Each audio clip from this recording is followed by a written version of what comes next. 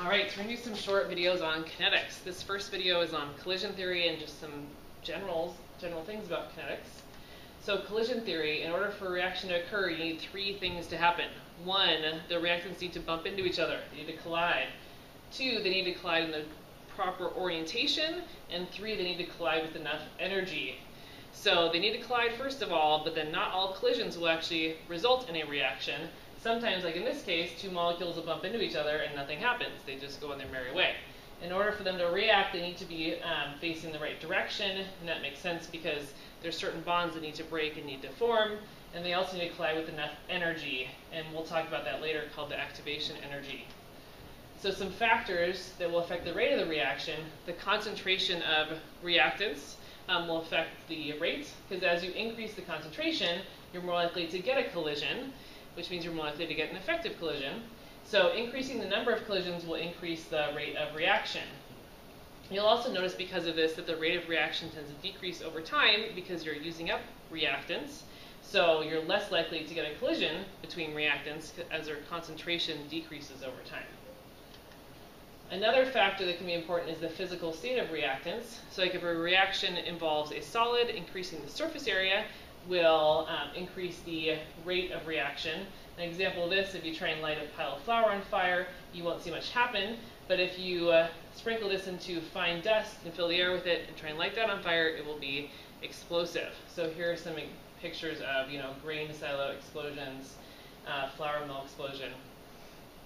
So increasing the surface area will make the reaction occur much faster. Another factor is temperature. As you increase temperature, you're increasing the kinetic energy, so molecules will move faster, and that means that you've got two things happening. One, they will collide more often, so you get more collisions, and the collisions will occur with more energy. So that's good. That's making the reaction go faster in two ways: more collisions and more energy per collision. An example, bacterial reactions that spoil milk occur faster at higher temperatures. That's why we refrigerate our food, is because we're slowing down those spoiling reactions. Catalyst is something else that will affect the rate of the reaction, and a catalyst is something that can be added that will change the rate of reaction, but is not itself a reactant or product, so it will not be used up. And they affect the kinds of collisions which occur. They affect the reaction mechanism, which we'll talk about later. An enzyme is an example of a catalyst in your body that I'm sure we've talked about before in biology. And how do we measure rate? So we typically measure rate in the change in concentration over time. So rates tend to be given in molarity per second, or they might be given in molarity per minute. And you could look at the rate of disappearance of a reactant or rate of appearance of a product. So keep in mind the concentration of reactant will decrease over time, and the concentration of a product will increase over time. You can talk about the average rate or the instantaneous rate in a reaction. The average rate is the change in concentration over a given time period. So it might say, how long did it take for us to for the concentration to change by this much. The instantaneous rate is something we tend to discuss, and that you find the instantaneous rate by looking at the slope of the tangent line. If you're looking, this is our concentration over time graph, and the instantaneous rate, notice how that's changing throughout the reaction. So it's starting out really steep.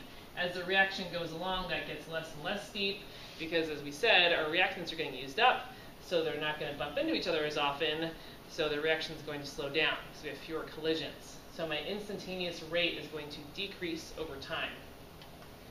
And stoichiometric ratios, that's something else you can consider. So if you notice this reaction, I've got 2 NO2 making 2 NOs and 1 O2.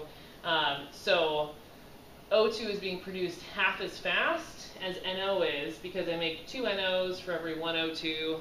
So you can use stoichiometric ratios to compare the rates of appearance or disappearance. And notice how my NO2 line is going down because it's a reactant, so it's getting used up, whereas my NO and my O2 are products that are being made, so they have a positive slope there. And here's another picture showing how you use stoichiometry to convert between rates. And that's it for our overview to kinetics.